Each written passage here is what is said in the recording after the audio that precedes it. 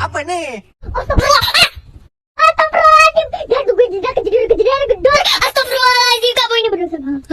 Perkenalkan, nama saya Mahmudah Nuraini, mahasiswa Prodi Sistem Informasi dari Universitas Terbuka Surabaya. Hari ini ingin menjelaskan tentang pelajaran Pancasila, mata kuliah Pancasila, tentang pelajaran dari sejarah Pancasila bagi generasi muda.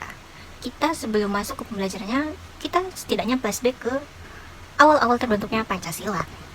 Untuk mengenal Pancasila sebagai pengetahuan ilmiah dan dasar-dasar pengetahuan dalam berbagai kehidupan bermasyarakat, berbangsa, dan bernegara, kita harus tahu nih apa yang jadi aspek sejarah Pancasila. Tidak lepas dari sejarah berdirinya Indonesia itu sendiri.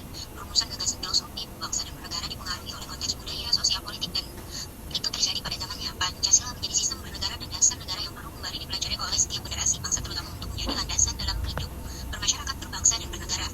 Dan untuk titik pijar lahirnya Pancasila itu terjadi pada saat sidang BPUPK tanggal 29 April tahun 1945. Penentuan atau tercetusnya Pancasila terjadi pada rapat 1 Juni 1945. Pada pidato pembukaan, Soekarno menyampaikan dasar negara Indonesia yang pada akhir pidatonya diberi nama Pancasila. Kurang lebihnya kita tahu tentang sejarah proses terbentuknya Pancasila.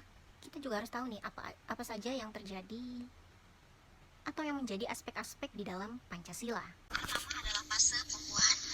PI atau yang biasanya kita sebut dengan Perhimpunan Indonesia di Belanda mulai merumuskan konsep ideologi politik yang berdasarkan pada 4 prinsip untuk melawan kolonial, dan ini sudah terjadi pada tahun 1944. Kedua ialah fase perumusan. Fase perumusan ini terjadi di mana pada saat masa persidangan pertama BPUPK pada 29 sampai 1 Juni 1945.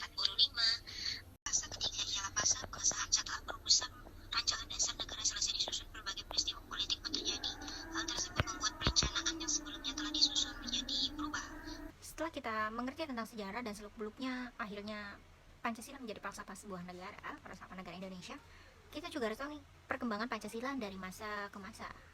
Masa revolusi fisik pada 1945 sampai 1950. Pada saat itu, masa revolusi fisik pasca kemerdekaan Indonesia diproklamirkan dalam Hukum Dasar Negara Indonesia yang di dalamnya tertuang Dasar Negara Indonesia dalam pembukaan Undang-Undang Dasar 1945 dan disahkan pada saat itu. Pada periode ini, situasi menjadi kondusif, namun masih ada gejolak internal yang terjadi karena sejumlah ketidaksepakatan dan pertentangan di dalam negeri.